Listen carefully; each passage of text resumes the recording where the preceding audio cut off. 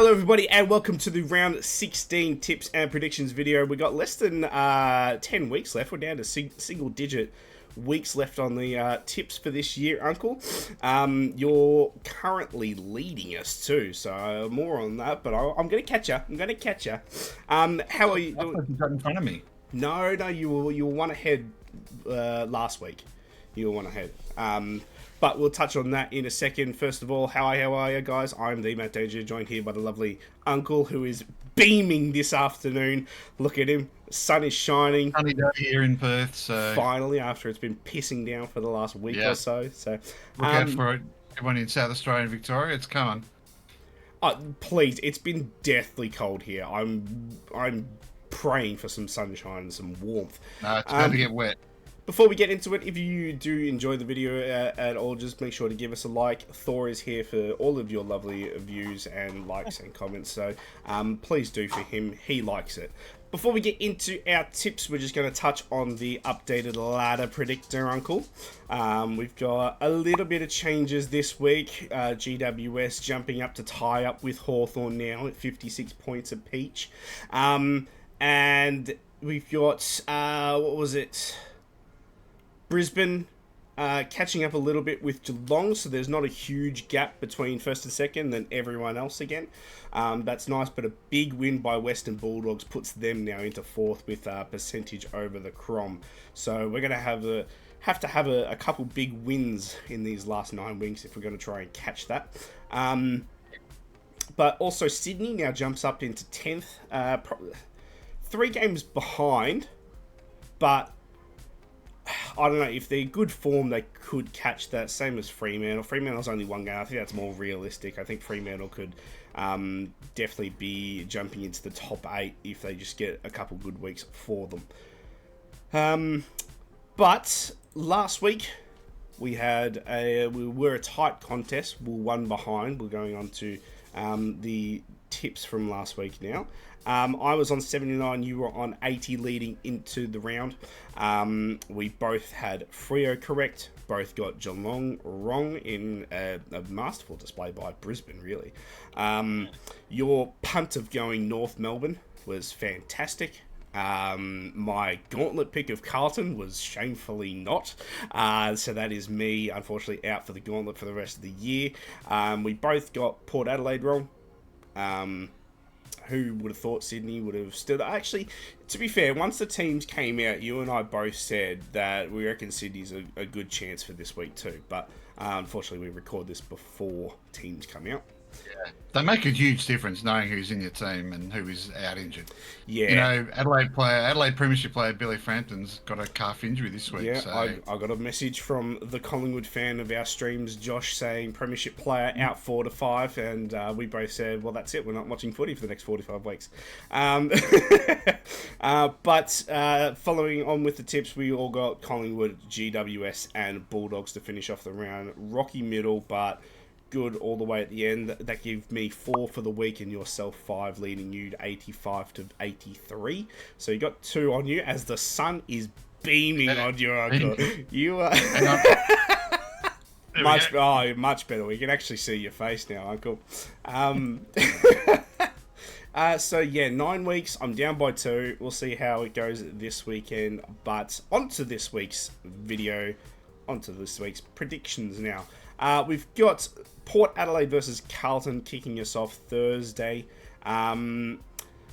Port Adelaide for me, Carlton, you might actually have the stats on this, but I'm pretty sure Carlton's only ever won 1 game in Adelaide, and that was Gather Round last year against a non-Adelaide team. So they've never beaten a South Australian-based team at Adelaide Oval. So I'm going to stick with that, especially after their really poor performance. Really good spray by Vossi though.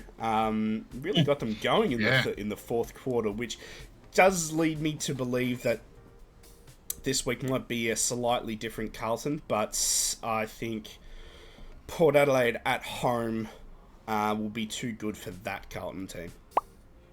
Yeah, I don't know whether it'd be Carlton or not, so I'm going Port Adelaide. Their form in the last couple of weeks has been a little bit more consistent than what Carlton's has. Yeah, the spray might get them going, but I'm not going to do my tips based on whether they can fire up after a spray. I know Port Adelaide fire up after a bit of bit of heat put on them, but I'm not sure Carlton have got the same sort of stuff No. as Port Adelaide. They did beat Port Adelaide last year in Adelaide, so Did they? Okay. yeah. But Port has won the previous four, so you're right. Port does have an exceptionally good record against Carlton there, and I'm going to go back and reintroduce my day's break stats. Both teams coming off a 5-day break this week, so Yeah. they cancel each other out. The 5-day break stats are really interesting. Only 44% of teams win after a 5-day break. Most of those wins have come because the opposition is also coming off a 5-day break. So they nullify each other out. I think the stats are actually 1-4 or 1-3. Yeah. So we'll remember that later on when I do another game. But that's an interesting thing to keep an eye on with the 5-day break. But yeah, Port Adelaide for me. Yeah, I think that's a very fair assessment. I just don't know if. I think Port Adelaide's midfield is just being slightly better than what Carlton's are, especially without Walsh and Cripper's not having the year he was having last year. Last year he was getting 3 votes for games that they were losing, and he's hasn't really been getting. I wouldn't have thought many votes at all this year. Yeah, they talk on the radio about the lack of speed at Carlton, and it is a very slow midfield. And Ports is a fairly quick midfield. Fairly quick. With Butters and Drew and that, so yeah, interesting game. Yeah, but Friday night, Sydney versus Bulldogs. Personally, my game of the round, actually. Looking through the games this round, I feel like they could be very one-sided for a lot of them. So I don't think there's going to be many tight contests.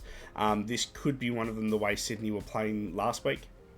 Now that they're at home, could it be a bit more of the Sydney at the SCG dominance that we saw last year? I don't know. I'd like to see a few weeks of that in a row before I start putting that on, but it is also towards the end of the year, so not many more chances to see a few wins in a row from Sydney. Bulldogs, very impressive against a lackluster side, a very, very low end. They're bottom 4. So, expect them to win by heaps, but fair play to Richmond for not letting the fourth quarter get away from them. I believe they won the last quarter as well against the Doggies. So, could have been a 100-point win, only 60. I am going to go with the Doggies. They're going to be my team, so I'm quite happy with where they're placed so far this year. Okay, well, I'm going to go against you here. I'm going Sydney. They looked more like Sydney of old last week with Mills and Goulden back in the team. So I'm going to punt on them. Their last 10 games in Sydney, they're 6-4 to Sydney. And the last 4 games in Sydney are 2-2. So it's an evenly matched team head-to-head wise, even in Sydney or away from Sydney. So I don't think the ground's got any advantage to either team. The thing that I'm leaning towards Sydney for is that 5-day break again. The Bulldogs are coming off a 5-day break, whereas Sydney are coming off a 6. So in that case, and they're travelling interstate, so they're travelling interstate coming off a 5-day break. So I think you're right. I think it's a fairly close game. And because it's a close game, I tend to go with the home side. A 5-day break swings it even more, so I'm going for Sydney. Yeah. I think that's... as I said, I think it's a very 50-50 game, this one, so I think you can go either side and be happy with your decision. What's tipping it for me is Bont's form. Bont had an incredible game. If you could get more than 3 votes, I think he would have got it for this past week. And we haven't seen them multiple weeks in a row yet from Sydney. I'm not too comfortable with them just. So on to the Saturday games now. We've got the Gold Coast versus Melbourne, People First Stadium, 1:20 p.m. Got to go with Gold Coast. I thought they played a really good game against GWS. Just kind of fell off towards the third and fourth quarters there. I really thought that they could have had quite an impressive win, but unfortunately they find themselves outside the 8 now. Still with the game in hand, or a couple games. Melbourne coming off the bye. Fun fact for you, Uncle. We went 2-2 for this past weekend for teams coming off the bye. So that brings us up to 6-4. So teams coming off the bye have got a pretty good record this year. Yeah, I was going to talk about that in my spiel, but yeah, well, I'll just a slight little taste before Uncle goes a deeper dive. But I am going to go with Gold Coast at home. It's a very hard game to win at home for anyone going there, I think. yeah, I'll go with Gold Coast as well. I'm very, very tempted to go Melbourne. Very tempted to go Melbourne. Even though Melbourne have lost their last three, which is probably swaying it for me to go Gold. Although Gold Coast have lost their last three as well, so they both aren't having a lot of form going into this game. The last 5 games these two teams have played, 4 of them were played in the Gold Coast. So, and they're playing in the Gold Coast again. Melbourne won all 4 of them as well. Okay. So, not a ground that Melbourne are overly scared of. The other factor that sort of sways it for me, as you talk about, is the bye. If I include the earlier round buys, the teams coming off a bye have got a 63% win rate, 10 wins, 6 loss. So Melbourne coming off the bye versus Gold Coast on a 6-day break. The 6 and 7 day breaks both hit about 50%. So Yeah. for me, there's a lot to like about tipping Melbourne, but Gold Coast are the better team. So, and that fact alone will probably get me going Gold Coast. If Melbourne were showing a little bit more form, I probably would have picked them, but I'll go with the Gold Coast. It's a matter of goal kicking for me. Melbourne are the lowest accuracy side out of the AFL this year. Their strategy again of trying to win 1 point at a time is not exactly the best strategy this year. So not a good strat. I can't trust them in front of goal, therefore I can't trust them to win a game of footy. Good call. After that, we have Hawthorn versus North Melbourne. Used to be the Tasmanian Cup. We're going back there again, though. North Melbourne don't play any home games at Tassie anymore, do they? They sold those to They Perth. sold them all for Perth, yeah. But I think Clarko still could probably be pretty good down there. They kind of come off quite a high this week, beating Carlton. Carlton aren't Hawthorn. I'm going to go Hawthorn. I think North Melbourne are pretty high off the last 2 weeks. I thought they had some pretty good game the week before, prior to their win against Carlton. So they're going to be pretty good, feeling pretty good about themselves. Hawthorn coming off the bye. We'll see if they might have the sluggish side of things, but I'm still tipping Hawthorn should win quite a big margin, especially down there at Tassie. It is back to being their fortress.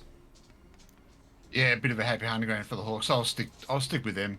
I think they found a bit of their mojo in those last 2 games before the break. So they've got a pretty soft run in the next 3 or 4 games. So I would expect them to kickstart it off with a win here. It won't be easy. North Melbourne have been serviceable their last 3 games, winning 2 of them and a narrow loss to Freo. So Hawks have won the last 6 head-to-head games as well. And as you say, the Hawks coming off a bye, which is a decidedly advantageous to the teams that do. So every box is ticking for me for Hawthorn. Yeah. I thought, who was it before Adelaide that they beat? Bulldogs. They had a fantastic game against Bulldogs, and I thought, even though the first half, I feel Adelaide really dominated them down in Tassie, I thought their second half against Adelaide, to restrict them to only 1 goal in the second half for what is the second top scoring team in the AFL this year, really good work from them. So yeah, I think it should be quite I wouldn't say domination, but I'm expecting a 5+ goal win for Hawthorn here. Yeah, me too. To finish off our Saturday games, we got the lovely Saturday night Collingwood at Marvel Stadium. They don't even know what the MCG looks like anymore. They're crying. They've just got old pictures of it. They don't know what they're doing with themselves, but they are up against West Coast, and one thing that isn't going to change is their winning form. I think they should win by a staggering margin, even though it's not at the G. Under the roof, Jamie Elliott could kick 5, Bobby Hill could kick himself 5, Myercheck could kick another 5. For me, it's going to be goals up. No Jeremy McGovern, no Waterman at the moment, no Oscar Allen for them anyway. I just don't see how West Coast can kick a score or defend goals at the moment. So, yeah, Collingwood are going to feast, I think. Yeah, Collingwood for me too, for all the reasons you said. Actually, West Coast have a 3-4 recent record, so for some reason they match up pretty well against Collingwood. Get on the Eagles. But yeah, amazing, isn't it? And that's when West Coast have been crap for 5 years, Yeah. and they'll be crap for another 5 years. Their team looks horrendous.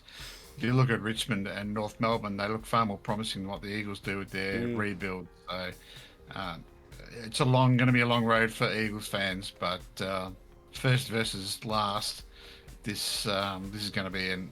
You're not streaming this game, I hope. I don't think so. I don't think I can.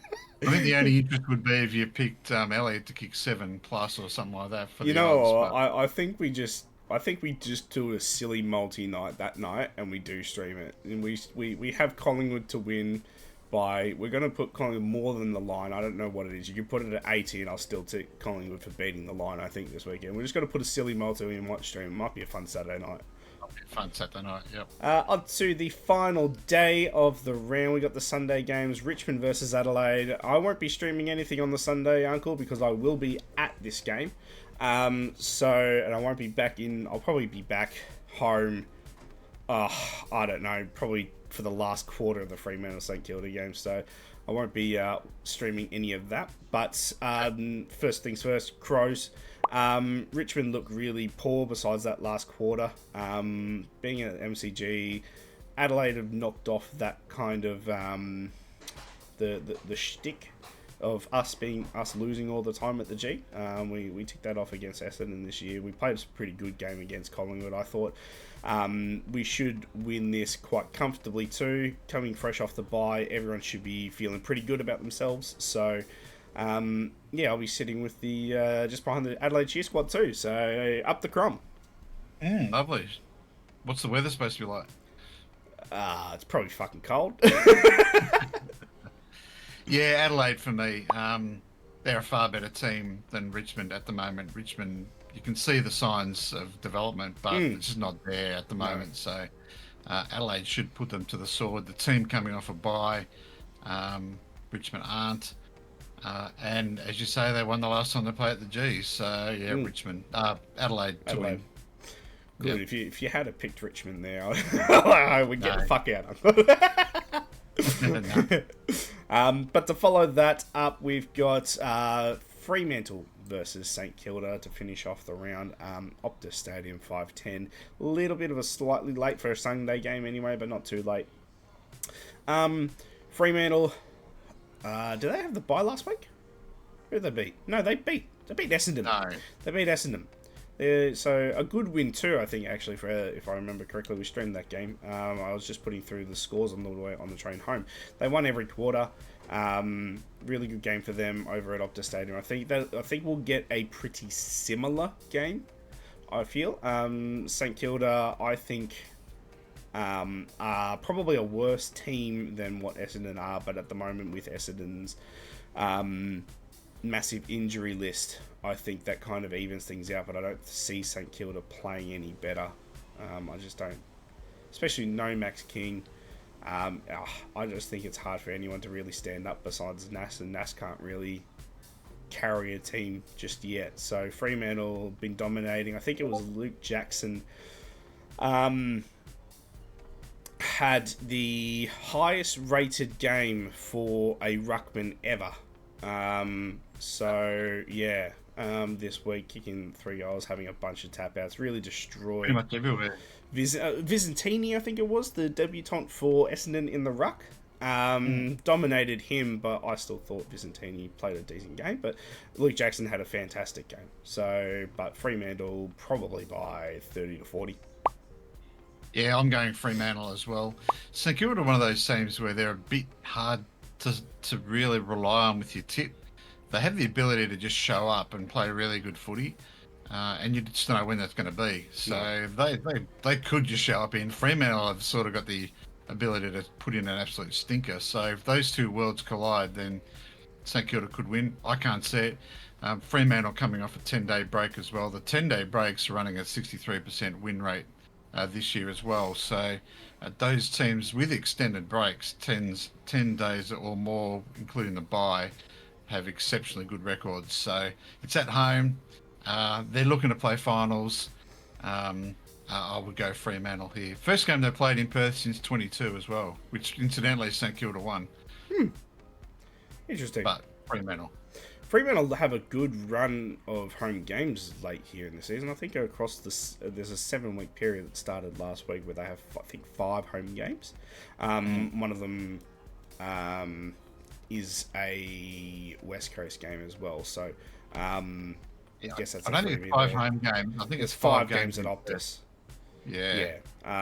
So that'll fit them quite nicely. That should give them a lot of momentum going into the end of the year. So watch out for the ladder predictor. Fremantle might be squeezing into that top 8 somewhere. But that's it for the tips this week. We have Brisbane, Geelong, Essendon, and GWS on the bye. This is the last of the bye round, so after this we'll be back to full 9-round games. Thank Jesus. Finally getting some full games of footy on Saturdays and Sundays. It's been nice, but I want more footy. Is basically where I'm at with that.